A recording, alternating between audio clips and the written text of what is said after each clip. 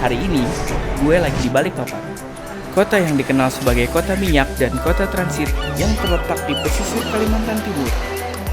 Gue kesini diajak oleh Naya Aninita. Dia yang sering kalian lihat di acara jalan-jalan, men. Jujur, gue juga kurang tahu kenapa Naya memilih kota Balikpapan. Well, kita langsung tanyakan aja nanti ke orangnya. Mana sih lama banget, makan yuk. Tapi kenapa Balikpapan sih?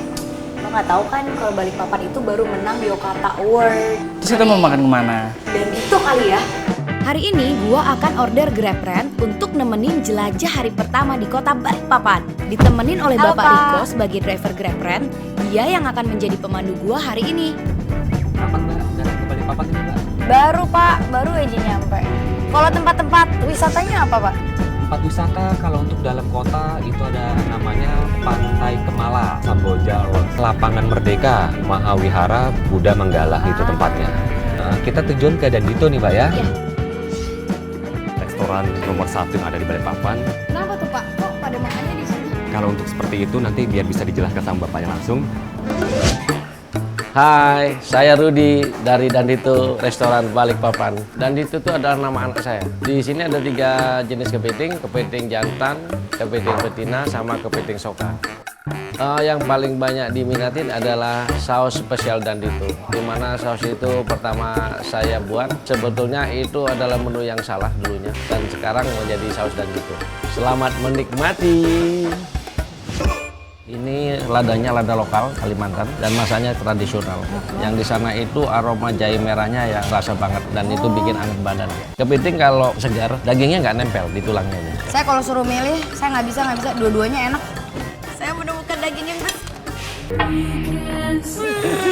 Oh ya, by the way, kepiting Dandito juga udah bisa diorder di Grab loh. Next location. Oke, siap. Oke.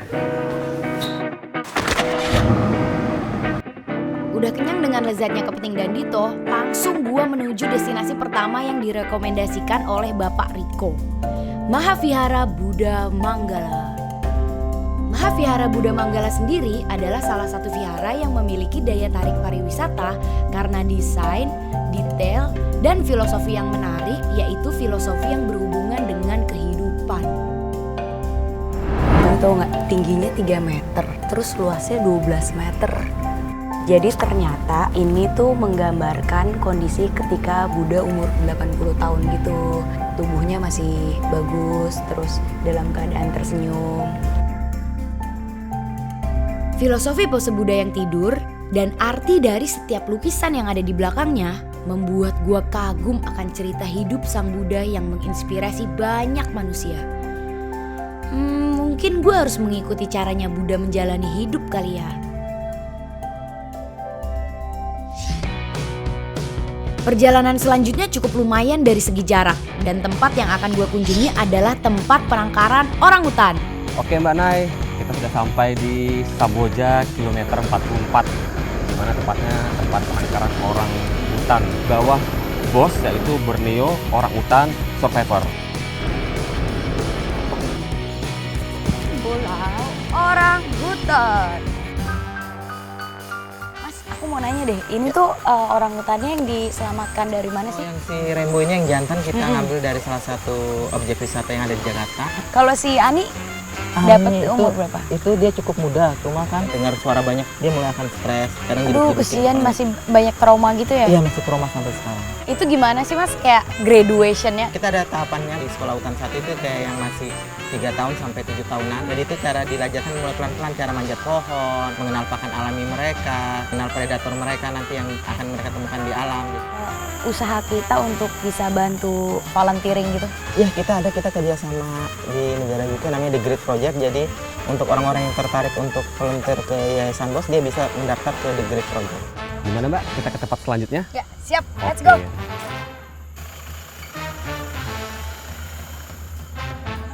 Mereka dari mana sih datangnya? Sama dengan orangutan, hewan-hewan sitaan juga. Ini biasa dari hewan piaraan sih. Sebenarnya usia mereka ini memang sudah cukup untuk dilepas liarkan, tapi saat ini belum bisa kita nemu hutan yang baik buat si beruang-beruang ini. Mendengar cerita dari salah satu petugas BOS tentang masa lalu orang utan membuat gue sadar dan ingin membantu walau sekecil apapun. Karena tidak ada gunanya juga menyesali masa lalu. Lebih baik mencari solusi untuk membuat lingkungan dan melestarikan orang utan menjadi lebih baik. Kita bisa bantu mereka karena mereka adalah makhluk hidup, bukan objek.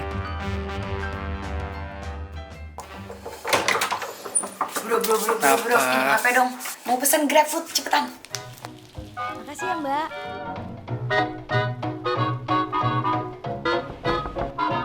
Kita akan bikin acara mukbang show ala Naya. Ting ting ting ting ting. Ini ada mantau, pisang gapit, sama ada roti gelem. Yay, let's go. Mana dulu ya? Pertama, roti gelem. Mari kita coba. Enak ah?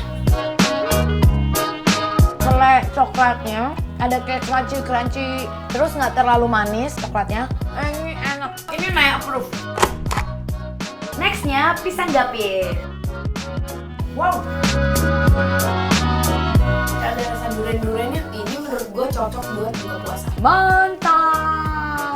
Dan cocolannya mungkin kalau di kamera terlihat kayak item-item gimana gitu ya. Tapi baunya kayak bau-bau black pepper gitu. Enak banget. Ini makanan paling unik, daging pakai saus black pepper tapi pakai roti. Kayaknya kita harus udahan kali ya, bro. Oke. Good night.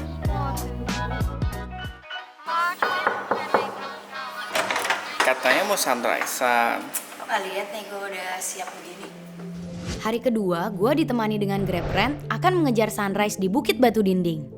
Tempat ini masih bisa dibilang hipster banget karena belum terlalu ke-expose keluar selain warga lokal.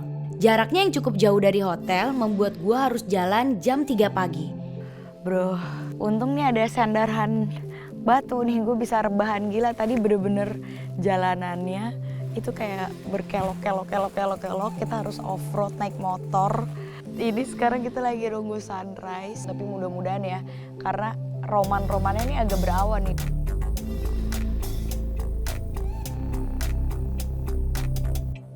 Terdiri dari bebatuan kapur yang membentang panjang, dikelilingi hutan dan beberapa perkebunan sawit, bikin tempat ini recommended banget kalau kalian ke Balikpapan.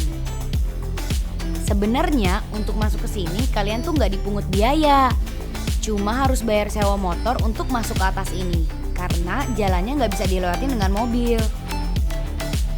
Well, untuk sekali sewa sekitar 50.000 pp, worth it banget bro. Selesai menikmati sunrise, waktunya mengisi perut dengan sesuatu yang lembut-lembut. Bubur ayam Samarinda.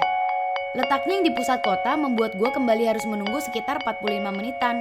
Untungnya Balikpapan ini masih aman dari istilah macet akut kayak Jakarta. Saya nama Ibu Endang. Saya generasi kedua dari pemilik bubur ayam Samarinda. Bubur ayam Samarinda ini terdiri dari bubur, emping, ayam, ati, irisan telur, irisan tomat. Nah, yang membedakan bubur ayam Samarinda dengan bubur ayam yang lain itu terletak dari kuahnya, karena kuahnya itu seperti kuah rawon, agak hitam dikit.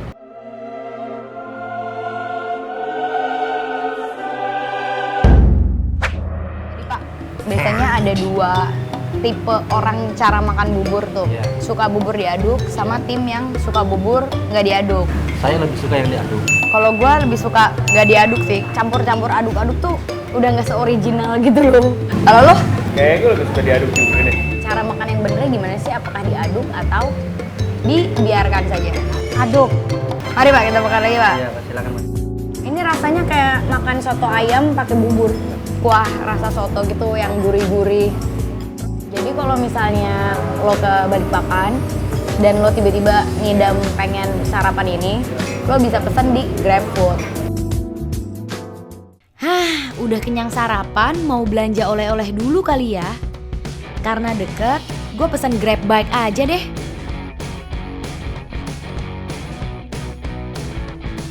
Pasar Impres Kebun Sayur, pusat oleh-oleh yang menjual berbagai pernak-pernik khas Kalimantan.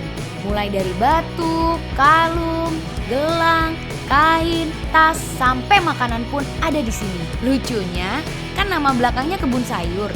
Tapi kenapa kagak ada yang jual sayur di dalam ya? Belanja! Gue beli tas, sarung, kalung, macam-macam deh pokoknya. Ngemil-ngemil enak sih.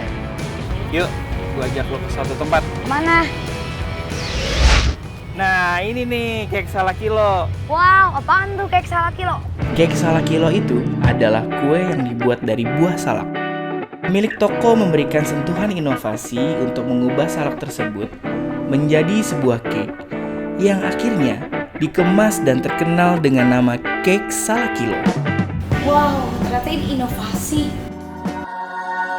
Itu lembut banget tapi crunchy-crunchy-nya di atas ya. Oh, ada salaknya juga di dalam. Udah coba 2 kek yang disuguhkan oleh ibu, gue sekarang pengen mencoba sari salaknya. Rasanya sepet, manis, asam, tapi menyegarkan kayak kehidupan. Ini bisa dipesan di GrabFood juga nggak, Bu? Bisa. Mesti makan ini. Apa nih? Asli khas balik Kecil papan. banget kayak durian, tapi gue kenyang banget. Tadi gue udah makan kue salakilo. Ntar lu kepunan loh. Apa? Kepunan. Apaan tuh? Kepunan tuh kalau misalkan lu nggak nyobain apa yang udah ditawarin, lu bakal sial. Katanya sih gitu. Wah, lebih creamy sama lebih manis dan lebih matah rasanya. Kalau lu sebenarnya pengen nyobain durian tapi lu nggak suka baunya, enak. Nah lu cobain ini karena ini sebenarnya nggak sebau durian. Ya kita ke mangrove yuk. Oke.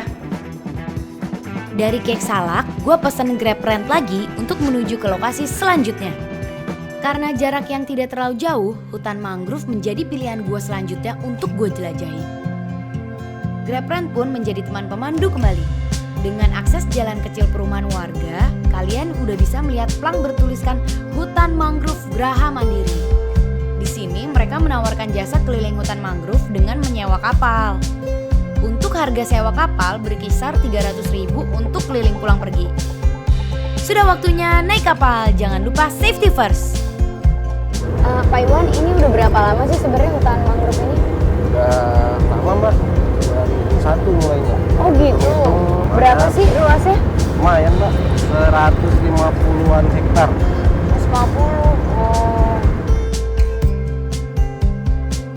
Terus binatang-binatangnya ada apa aja Pak selain bekantan?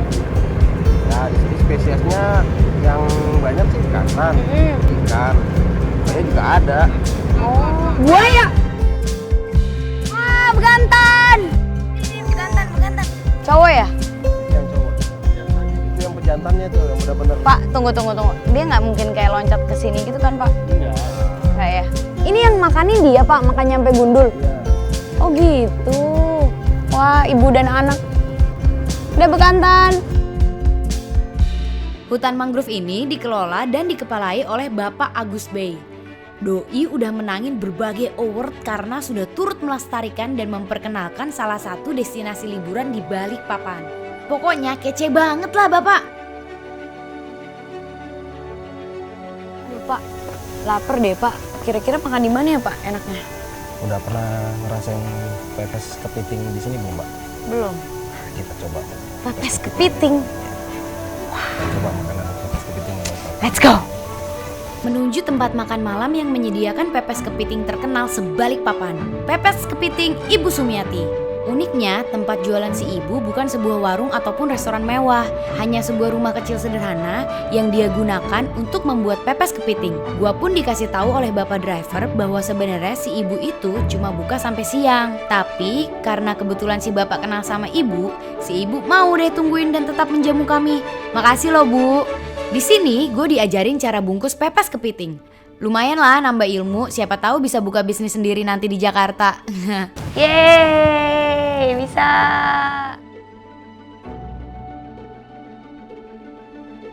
Makanan sudah siap dan disuguhkan. Enak, pedes ya. Kayak serundeng aroma kepiting. Pedes tapi. Duduk di sini bersama-sama menikmati makanan di rumah dengan beralaskan tikar, benar-benar membuat gue feels like home.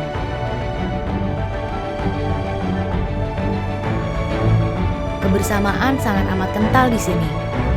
Walaupun mereka adalah orang yang baru gue kenal, tapi gue merasa dekat dengan mereka. Dan semuanya bisa terasa dekat. dengan Grab.